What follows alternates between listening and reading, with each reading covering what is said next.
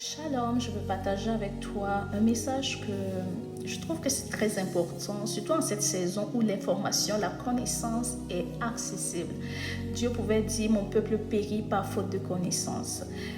Actuellement, la connaissance est accessible, mais c'est comme s'il y a un blocage. Les gens ne vont pas vers la connaissance ou que cette connaissance qu'ils ingèrent, ils écoutent beaucoup, mais que ça ne demeure pas en eux. Et alors que je préparais ce message, ma prière a été que toi qui écoutes, que tu puisses vraiment être disposé, que le Saint-Esprit te parle, se saisit de toi et te parle, et te révèle vraiment ce qui fait obstacle à ta croissance, ce qui t'empêche de porter des fruits qui donnent gloire à ton nom, et qu'il y ait un changement dans ta marche avec Dieu. Donc, je lis un passage qui se trouve dans Luc chapitre 8, verset 4. Je lis la parole de Dieu avec respect et considération. Une grande foule se rassembla et les gens vinrent vers lui de diverses villes. Alors il dit cette parabole, on parle de Jésus ici. Un semeur sortit pour s'aimer sa sémence. Comme il s'aimait, une partie de la sémence tomba le long du chemin. Il fut piétiné et les oiseaux du ciel la mangèrent. Une autre partie tomba sur un sol pierreux. Quand elle eut poussé, elle sécha parce qu'elle manquait d'humidité.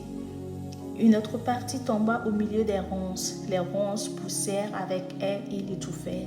Une autre partie tomba dans la bonne terre. Quand elle eut poussé, elle produisit du fruit au centuple.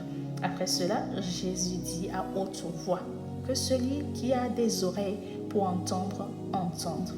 Donc, que vraiment que nos oreilles soient ouvertes pour entendre, que rien ne vienne nous empêcher de recevoir le message que j'ai à partager en ce jour.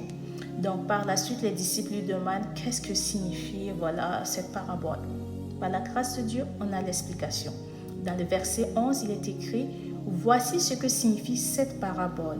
La sémence, c'est la parole de Dieu. » Donc, au travers de notre Bible, sur nos téléphones, les exhortations et autres, c'est la parole de Dieu que nous recevons.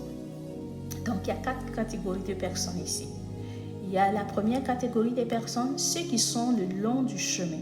Ce sont ceux qui entendent, puis le diable vient et enlève la parole de leur cœur de peur qu'ils ne croient et soient sauvés. Malheureusement, on a ces personnes-là, on va leur parler de Jésus, on va leur partager la bonne nouvelle, mais c'est comme si ça coule sur le sol. Par la suite, ils ne croient pas, ils ne sont pas sauvés, parce que le diable fait son œuvre en eux. Mais nous, notre position en tant que chrétiens, c'est de continuer à prier, continuer à persévérer dans la prière, dans l'intercession pour ces personnes. Et prier vraiment que leur cœur soit